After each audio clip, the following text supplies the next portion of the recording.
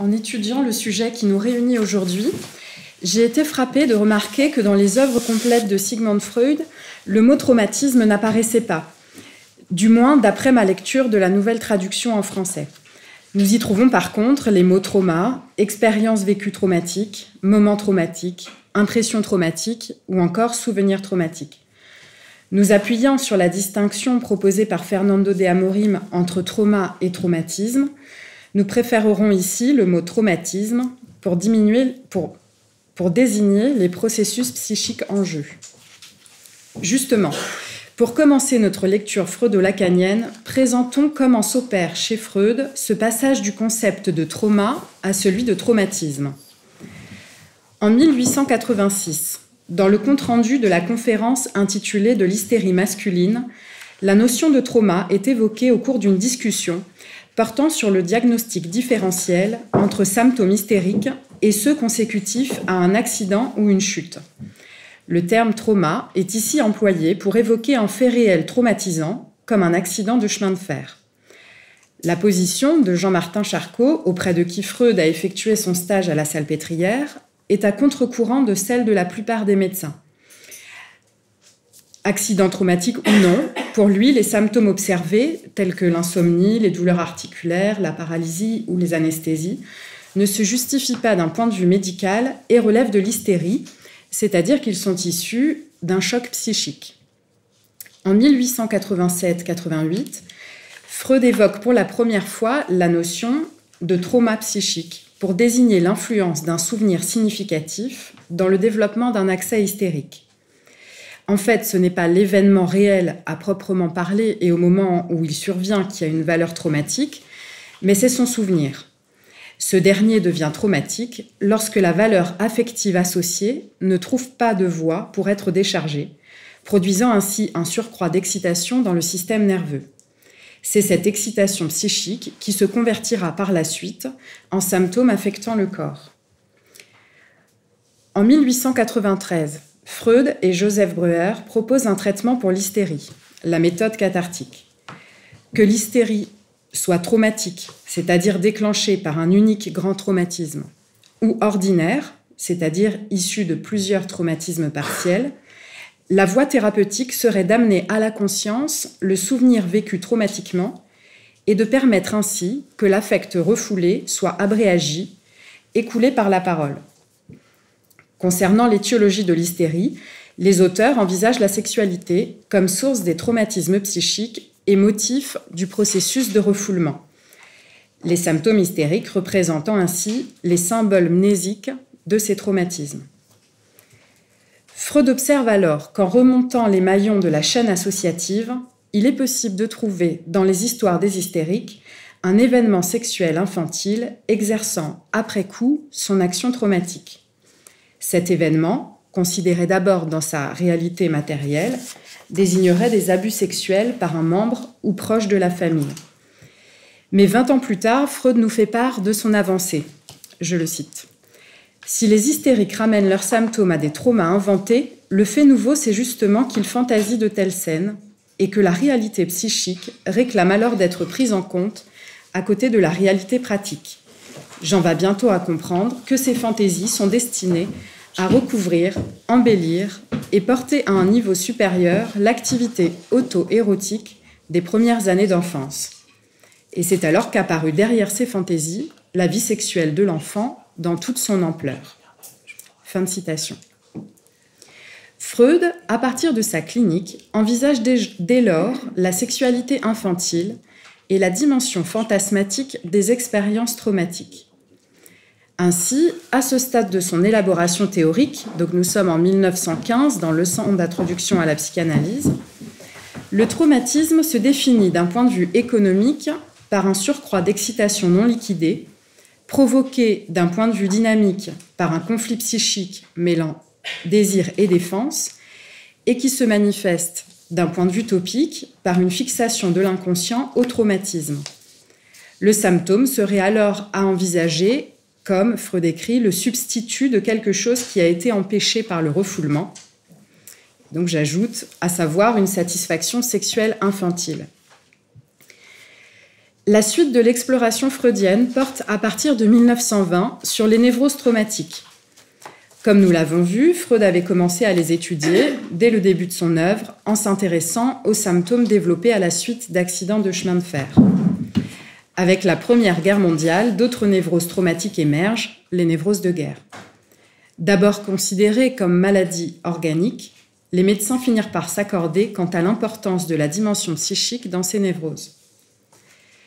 Fixés au traumatisme, les névrosés de guerre revivent ainsi sans cesse, notamment durant leur sommeil, les expériences vécues traumatiques, ce qui les maintient dans un état de déplaisir et d'effroi constant, rappelant, Freud écrit, les énigmatiques tendances masochistes du moi. Freud rapproche ainsi les névroses de guerre des névroses de transfert, en tant que le moi se défend finalement contre un ennemi interne. Tant au-delà du principe de plaisir, Freud rappelle qu'il considérait jusqu'alors la prédominance du principe de plaisir dans la régulation des processus psychiques, c'est-à-dire que l'appareil psychique, par diminution de déplaisir et production de plaisir, chercherait à maintenir au niveau le plus bas possible la quantité d'excitation psychique. Mais Freud démontre dans ce texte comment ce principe de plaisir est contrarié par plusieurs phénomènes, tels que la névrose traumatique donc, mais aussi le principe de réalité, qui tolère temporairement le déplaisir, le refoulement qui entraîne un déplaisir névrotique, ou encore le refoulé qui cherche à faire retour dans les rêves ou le transfert. Il y a donc un au-delà du principe de plaisir, ce sont les pulsions de mort. Je cite Freud. Ainsi, une pulsion serait une poussée inhérente à l'organique doué de vie en vue de la réinstauration d'un état antérieur que cet être doué de vie a dû abandonner. Le but de toute vie est la mort, et en remontant en arrière, le sans-vie était là antérieurement au vivant. Fin de citation. Nous pouvons ainsi envisager que derrière le traumatisme, il y a cette pulsion qui pousse inlassablement à l'anorganique, à la mort. Amorim précise que cette lutte, se déroulant au sein de l'appareil psychique, ne concerne pas immédiatement la mort biologique, mais l'être et le désir de l'autre, avec un grand A, et la résistance du surmoi, à mettre un terme à l'existence de l'être. Fin de citation. Ainsi, cette pulsion de mort, que Freud met en évidence derrière ce qu'il appelle compulsion de répétition, pousse l'être, inconsciemment certes, mais de manière active, à se placer dans des situations pénibles, douloureuses, voire destructrices. Mais alors, cette tendance répétitive, par la souffrance qu'elle entraîne pour le moi, ne permet-elle pas néanmoins la satisfaction d'une autre instance psychique ?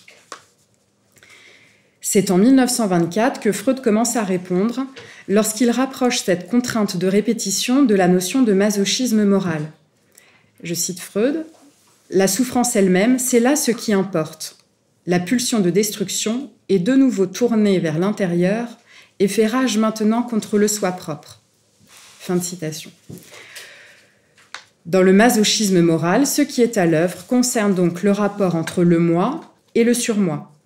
D'une part, il y a, Freud écrit, le sadisme accru du surmoi, ou plutôt de la résistance du surmoi, comme l'a affirmé Amorim, qui, en réponse à un sentiment inconscient de culpabilité provenant du complexe d'Oedipe, cherche à satisfaire un besoin de punition. Donc, le sadisme accru de la résistance du surmoi, et d'autre part, le masochisme propre du moi, qui se soumet, lui, à la résistance du surmoi. Freud remarque que c'est ce même sentiment de culpabilité qui agit comme résistance aux avancées du traitement psychanalytique. Il écrit « La souffrance qu'implique la névrose est justement le facteur par lequel celle-ci devient précieuse pour la tendance masochiste. » Donc, ainsi, le moi n'a pas intérêt à se libérer de son symptôme, étant donné que ce dernier vient satisfaire, par-delà le principe de plaisir, sa tendance à vouloir souffrir.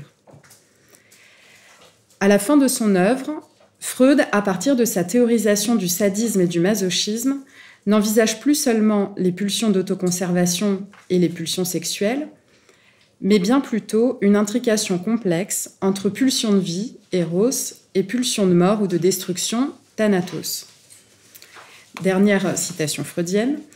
Nous nous représentons un état initial de la manière suivante. toute l'énergie disponible de l'éros, que nous appellerons désormais libido, est présente dans le moi, ça, encore indifférencié, et sert à neutraliser les penchants à la destruction simultanément présents. Aussi longtemps que cette pulsion de destruction agit à l'intérieur en tant que pulsion de mort, elle demeure muette. Elle ne se montre à nous que lorsqu'elle est tournée vers l'extérieur en tant que pulsion de destruction. Avec l'instauration du surmoi, des montants considérables de la pulsion d'agression sont fixés à l'intérieur du moi et y agissent sur un mode autodestructeur. C'est donc cette alliance entre pulsion de vie et pulsion de mort qui régit finalement les phénomènes psychiques et s'observe dans le cadre des cures psychanalytiques. Pour conclure ma lecture de l'œuvre freudienne à travers le prisme du traumatisme, il est possible d'en dégager plutôt aisément 4 temps articulés aux avancées de la théorie psychanalytique. Premier temps, le trauma comme concept médical avant la naissance de la psychanalyse.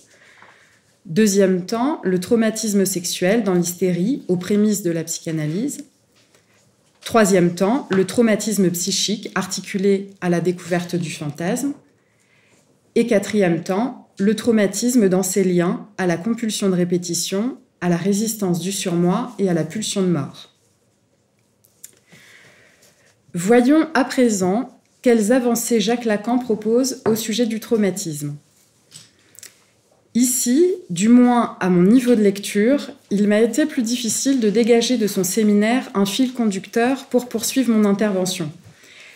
Lacan revient bien sûr sur ce concept, notamment dans son retour à Freud et en d'autres endroits, par-ci par-là, laissant des trous dans le déroulé et des manques dans ma compréhension de l'ensemble.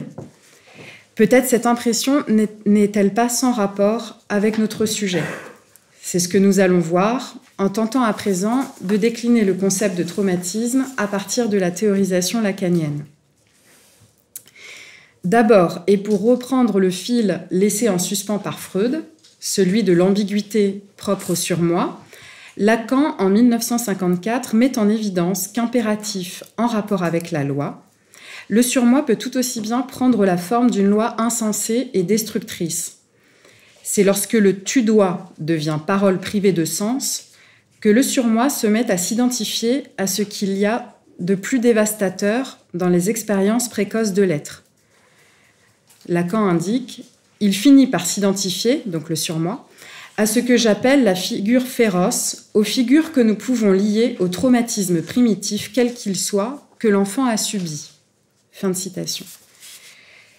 C'est justement pour clarifier cette ambiguïté du surmoi que, comme nous l'avons évoqué plus haut, Amorim propose de distinguer le surmoi d'une part, qui lui est du côté de la loi, et la résistance du surmoi d'autre part, qui, assoiffé de destruction, méconnaît la loi. La même année, Lacan, à partir de sa lecture de l'homme-loup, considère le traumatisme dans ses rapports au refoulement. Les expériences traumatiques de l'être se trouvent détachées de son monde symbolique, le traumatisme échappant à l'origine à toute symbolisation. Mais ces expériences s'exprimeront dans l'après-coup, au travers de la répétition symptomatique, en tant qu'elle se présente à la place du signifiant refoulé.